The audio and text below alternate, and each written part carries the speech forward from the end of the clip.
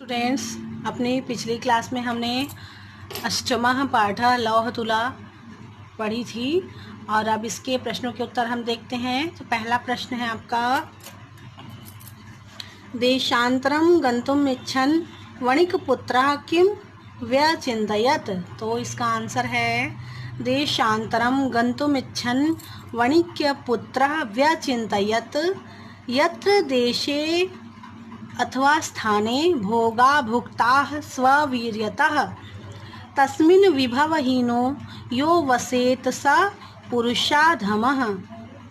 तो इसका अर्थ ये है कि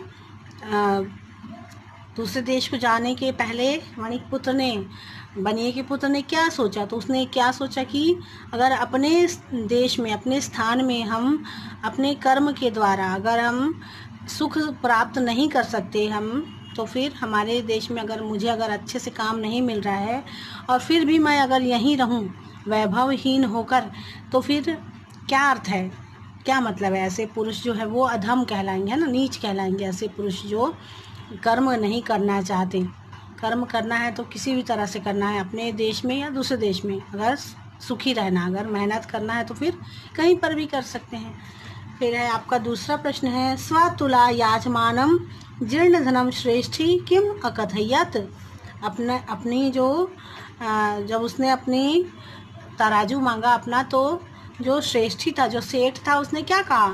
स्वतुला याचमानम जीर्णधनम श्रेष्ठी अकथयत् यत् त्वदीया तुला मूषकैर भक्षिता। कि जो अपनी तुला मांगने पर उस सेठ ने कहा कि तुम्हारे तराजू को चूहे खा गए हैं। तीसरा प्रश्न है आपका, जीर्णधनः गिरिगुहाद्वारं कया आच्छाद्य गृहमागतः। कि जीर्णधन ने उस गुफा के द्वार में क्या लगा दिया था उसके लड़के को छिपाकर? तो आंसर है जीर्णधनः गिरिगुहाद्वारं वृहत् शिलया आच्छाद्य गृहमागतः। जीर्णधन ने उस गुफा के द्वार में बहुत बड़ा पत्थर लगा दिया था और अपने घर वापस आ गया था। अगला प्रश्न है आपका चौथा प्रश्न, स्थानांतरम पुत्र विषये पृष्ठः वणिक पुत्रः श्रेष्ठिनम किम उवाच। जब वह स्नान के बाद घर वापस आया तो उससे, जीर्णधन से जो सेठ था, उसने जब पूछा कि मेरा पुत्र कहाँ है, तो क्या कहा उसने? तो स्नानांतरम पुत्र विषये पृष्ठः वणिक पुत्रः श्रेष्ठिनम उवाच यत् नदी तटात्स शेनेन रहता इति। कि तुम्हारे पुत्र को नदी के किनारे जो बाज था वह उठाकर ले गया नदी के किनारे से। फिर अगला प्रश्न है पांचवा प्रश्न, धर्माधिकारिभिः जीर्णधन श्रेष्ठिनौ कथम संतोषितौ। उस धर्माधिकारी ने जीर्णधन और सेठ को किस तरह से संतुष्ट किया? धर्माधिकारिभिः जीर्णधन श्रेष्ठिनौ द्वावपि तौ परस्परम संबोध्य तुला शिशु प्रदानेन संतोषितौ। यह कहा कि आप दोनों अपने तराजू और शिशु का आदान प्रदान कर लो और फिर तुम संतुष्ट हो जाओगे। इस तरह से दोनों को कहकर संतुष्ट किया धर्माधिकारी ने।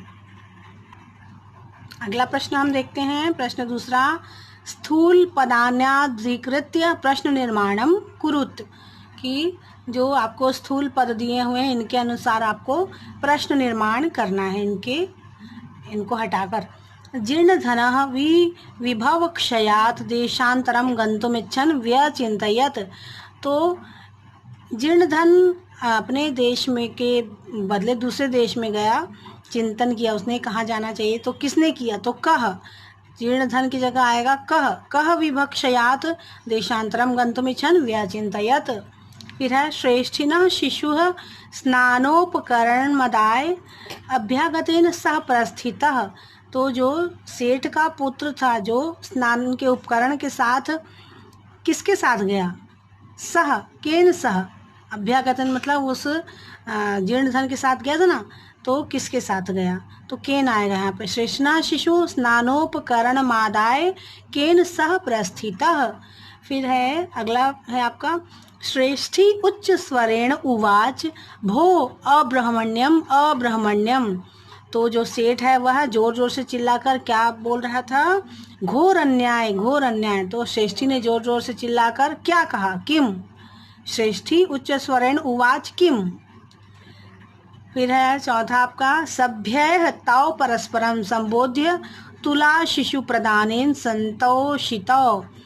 तो तुम दोनों सभ्य, तुम दोनों परस्पर आपस में संबोध्य क्या कहा, क्या किया उन लोगों ने, सभ्य तो परस्परम केन संतोषितो, किस प्रकार से संतुष्ट हुए दोनों। तो तुला शिशु प्रदानेन, एक दूसरे को जब उन्होंने तराजू और शिशु एक दूसरे को जब दे दिया तब वो संतुष्ट हो गए। फिर अगला प्रश्न है आपका, अधोलिखितानां श्लोकानां अपूर्णो अन्वयः प्रदत्त पाठमाधृत्यम धृत्यतम पूरयत। तो आपके जो अन्वय बीच में इन सब में जो खाली स्थान है वहाँ पे अन्वय लिखना है और इन श्लोकों को पूर्ण करना है। तो पहला है, यत्र देशे अथवा स्थाने स्ववीर्यतः भोगाः भुक्ता तस्मिन् विभवहीनः यह वसेत सा पुरुषाधमः। तो यहाँ पे स्ववीर्यतः, फिर है तस्मिन् और वसेत, ये आपके अन्वय हैं जो यहाँ पर आएंगे। फिर दूसरा है आपका श्लोक, राजन यत्र लौह शस्त्रस्य तुला मूषिकाः खादन्ति तत्र श्येनः बालकः हरेत अत्र संशयः न। तो हे राजन, अगर लोहे के तराजू को अगर चूहे खा सकते हैं तो फिर बाज जो है वो बालक को उठाकर ले जा सकता है, इसमें कोई संशय नहीं है। अगर ऐसा हो सकता है तो वैसा भी हो सकता है। तो आज के लिए इतना ही। अपनी अगली क्लास में हम इसके आगे के प्रश्नों को हल करेंगे।